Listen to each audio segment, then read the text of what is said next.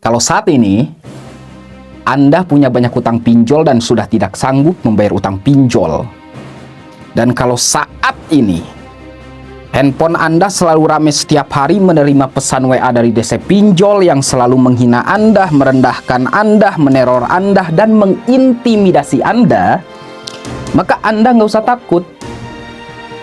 Sebanyak apapun DC pinjol yang meneror Anda nggak usah takut. Kenapa? Karena kerjaan para DC pinjol itu hanya untuk menakut-nakuti Anda dan menghancurkan mental Anda.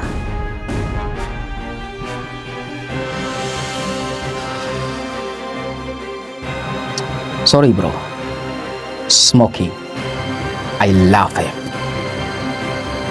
Galbay.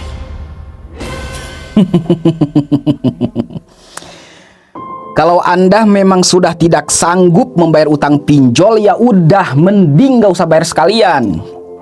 Dan tolol kalau Anda gali lubang tutup lubang.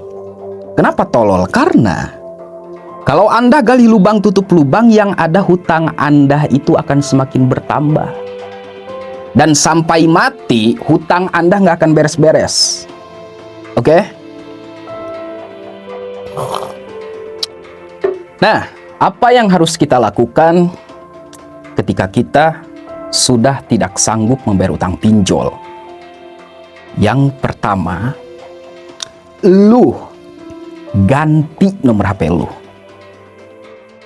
Seriously. Kalau lu udah nggak sanggup bayar utang pinjol, ganti nomor HP sekarang.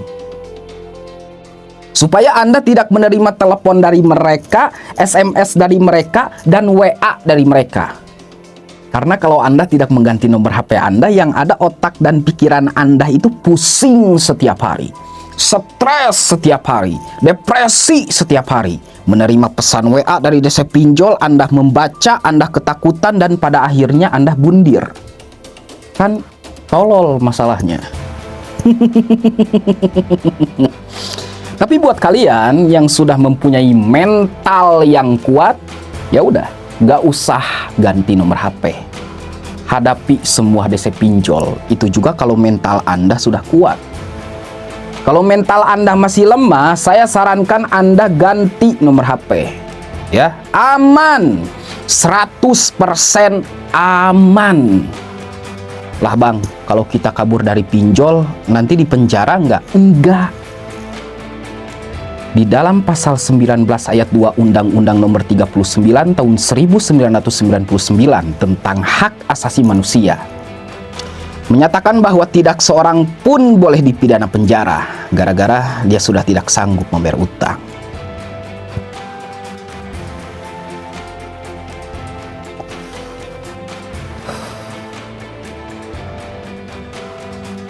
Jadi apalagi yang harus Anda takutin? Kalau Anda belum pernah kabur dari pinjol dalam hidup Anda, tolol.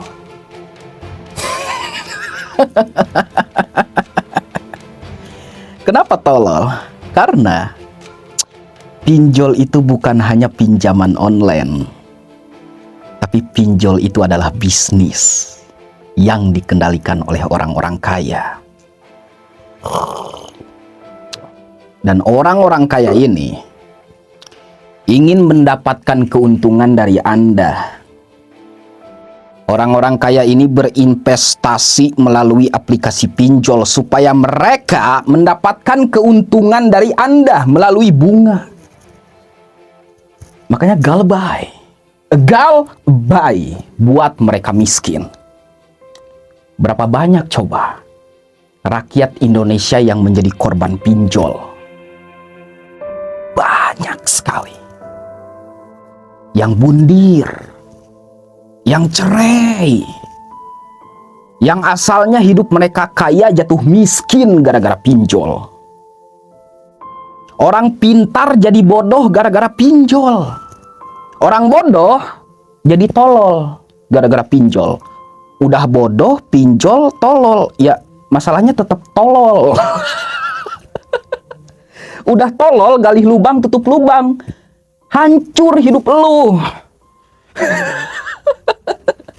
Oke? Gak usah takut sama pinjol.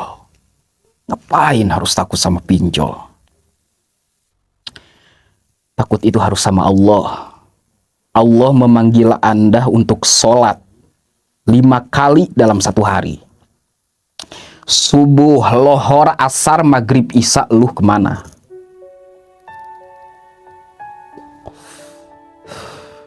Lu nggak takut kan sama Allah? Ya? Lu nggak takut sama Allah? Buktinya lu ninggalin sholat. Subuh lu ketiduran. Lohor lu sibuk. Asar lu capek. Maghrib ketiduran. Isya kesiangan. Bangun jam 8, subuh dilewat lagi. Lu nggak takut sama Allah. Tapi DC pinjol datang ke rumah lu takut. Bodoh. Kalau ada DC pinjol datang ke rumah, kita hadapi. Jadikan mereka itu sebagai teman. Ajak nonton bola. Ajak ngopi, ajak ngerokok. Ngobrol aja. Dan kalau DC pinjol itu mengancam Anda, meneror Anda, memarahi Anda, maka Anda berhak melaporkan mereka ke OJK. Kurang baik apa coba OJK sama kita? Gua di sini akan mendukung OJK dulu ya, karena ada baiknya juga ini OJK. OJK itu melindungi nasabah yang galbay. Oke, kita harus mendukung OJK. Ya, walaupun OJK itu membuat rakyat sengsara, tapi ada bagusnya juga sih. Mereka itu melindungi nasabah yang galbay. Oke, kita dukung OJK kalau soal ini, ya. Nah, saya ingatkan satu hal lagi. Jangan takut sama pinjol. Ya. Sebesar apapun hutang Anda dipinjol, Anda nggak usah takut. Oke? Semuanya akan baik-baik saja.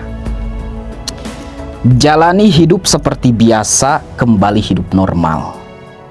Fokus usaha, ibadah, dan berdoa.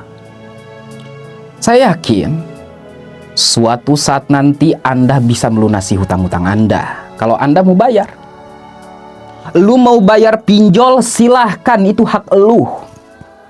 Lu mau galbay, silahkan, itu hak lu. Lu mau bayar atau enggak, itu hak lu. Dan gua gak mau ikut campur tentang urusan elu, ya. Bang, hutang kan dibawa mati, bang. Masa nggak kita bayar? Ya, gua tahu. Hutang dibawa mati. Dan hutang akan ditagih di akhirat, gua tahu. Tapi berapa banyak orang yang masuk surga gara-gara hutang? Ada suatu kisah Ki Jaid mempunyai hutang 10 kambing kepada tetangganya. Nah, pada saat Ki Jaid ini mempunyai hutang, lalu dia mati, tapi dia masuk surga. Kenapa? Karena Ki Jaid bertaubat sebelum dia mati. Ya Allah, saya punya hutang 10 kambing ke tetangga. Saya akan berusaha untuk melunasi hutang-hutang saya, ya Allah. Saya bertobat dan saya janji untuk melunasi hutang saya. Puh, mati. Nah, ada tetangga yang bermimpi tentang Ki Jaid. Ki Jaid itu masuk surga. Lalu dia bertanya, "Oi Jaid, lu itu punya banyak hutang, tapi kok lu bisa masuk surga?" Nah, kata Ki Jaid, gua itu bisa masuk surga bukan karena hutang, pahala, dan dosa. Lalu kenapa? Saya masuk surga gara-gara ada rahmat dari Allah. Jadi surga dan neraka itu bukan pahala kita dan bukan dosa kita, bukan juga hutang kita. Surga bisa kita dapatkan karena ada rahmat dari Allah. La taqnatu mir rahmatillah. Jangan putus asa dari rahmat Allah. Sebanyak apapun hutang Anda dipinjol, Anda gak usah putus asa. Karena rahmat Allah akan selalu ada bagi orang yang ingin benar-benar bertaubat. Wallahu ghafurur rahim. Wallahu ghafurur rahim. Berapa banyak Anda membaca ayat tersebut di dalam Al-Quran? Wallahu ghafurur rahim. Allah itu maha pengampun lagi maha penyayang. Lu tobat sama gua, kata Allah. Lu jangan pinjol lagi. Kalau udah nggak sanggup, ya udah, gak usah dibayar. Jangan pinjol lagi, tobat. Tidak ada yang tidak mungkin bagi Allah Subhanahu wa Ta'ala untuk melunasi hutang-hutang Anda. Yo. Bro, gak usah takut lagi sama pinjol. Semuanya akan baik-baik saja.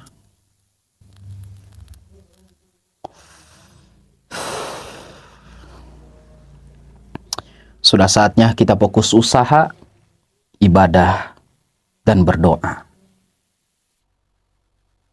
Salam galbay untuk Indonesia.